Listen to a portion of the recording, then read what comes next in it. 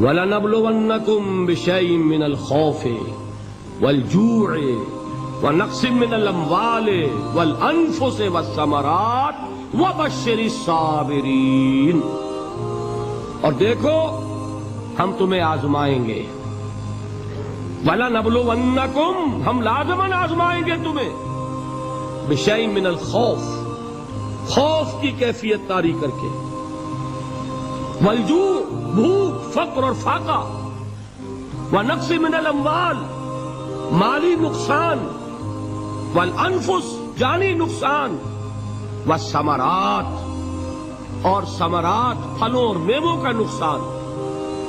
میرے نزدیک یہاں پر ثمرات کا مفہوم ایک اور بھی ہے۔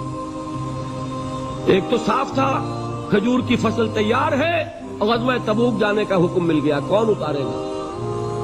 اور کھجور وقت پر اتری نہیں، برباد ہو جائے گی۔ یہ ہو رہا ہے نا میووں کا نقصان۔ اور میرے نزدیک یہاں یہ بھی ہے، بسا اوقات بہت سی محنتوں کا نتیجہ انسان دیکھتا ہے کہ ضائع چلا گیا، میں نے 10 سال محنت کی، حاصل کوئی نہیں نکلا۔ یہ ثمرات کیا ہیں؟ محنتیں، محنتوں کے ثمرات کا ضیاع۔ کوشش آپ نے کی، قسمت کی خوبی دیکھیے، ٹوٹی کہاں کمن، 2-4 ہاتھ جب کے لبے بام رہ گئے۔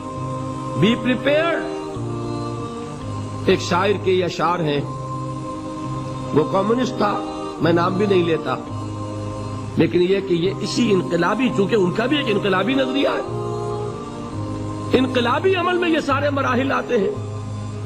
کوئی سیٹ بیک آیا فرض کیجئے، کوئی ناکامی ہو گئی، تو اپنے ساتھیوں کو دل بدھانے کے لیے یہ فصل امیدوں کی ہمدم اس بار بھی غارت جائے گی، سب محنت صبحوں شاموں کی اب کے بھی اکارت جائے گی۔ میرے نزدیک کے ثمرات کا جو لفظ یہاں آیا ہے، وَنَقْصٍ مِّنَ الْأَمْوَالِ وَالْأَنفُسِ وَالثَّمَرَاتِ، سب محنت صبحوں شاموں کی اب کے بھی اکارت جائے گی۔ دھرتی کے کونوں کھدروں میں پھر اپنے لہو کی کھاد بھرو، پھر مٹی سینچو اشکوں سے، پھر اگلی رت کی فکر کرو، پھر اگلی رت کی فکر کرو، جب پھر ایک بار اجڑنا ہے۔ ایک فصل پکی تو بھر پایا، تب تک تو یہی کچھ کرنا ہے۔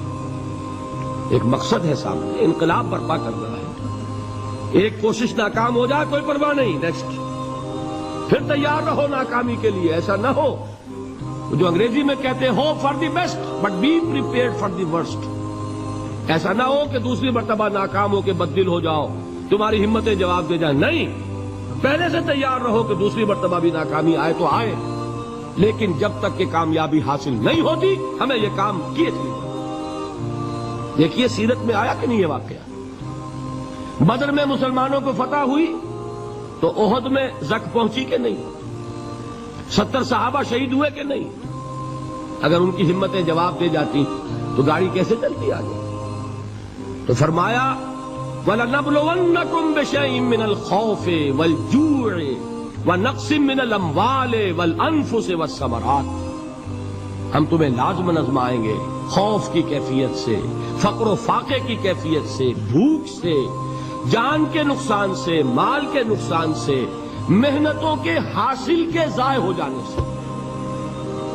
وَبَشِّرِ الصَّابِرِينَ، اور اے نبی بشارت دیجئے صبر کرنے والوں، الَّذِينَ إِذَا أَصَابَتْهُمْ مُصِيبَةٌ، وہ کہ جب ان پر کوئی تکلیف آئے، کوئی مصیبت آئے، کوئی آزمائش آئے، قَالُوا إِنَّا لِلَّهِ وَإِنَّا إِلَيْهِ رَاجِعُونَ، وہ یہ کہیں کہ ہم اللہ ہی کے ہیں، اللہ ہی کی طرف لوٹ جانا ہے۔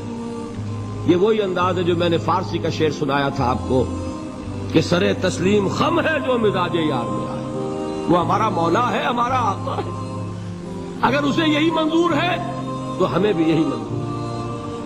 میں نے تسلیم و رضا کی بات کی تھی نا، آپ کو کچھ شعر سنائے تھے، ایک شعر اور سنیے، اور یہ کس کا ہے؟ محمد علی جوہر کا۔ ایک مرتبہ جیل گئے، ان کی ایک بیٹی جوان بیمار ہوئی، فوت ہو گئی، باہر چھوڑا انگریز نے، جاؤ بھائی دفن کر دو بیٹی کو۔ دوسری مرتبہ جیل گئے، دوسری جوان بیٹی اسی مرض میں مبتلا ہوئی۔ اب یہ جیل میں ہے، خبر پہنچی کہ دوسری بیٹی کے اوپر بھی اسی مرض کا حملہ ہوا ہے۔ ایک نظم لکھی ہے جس کا آخری شعر یہ ہے، تیری صحت ہمیں منظور ہے لیکن اس کو نہیں منظور تو پھر ہم کو بھی منظور نہیں.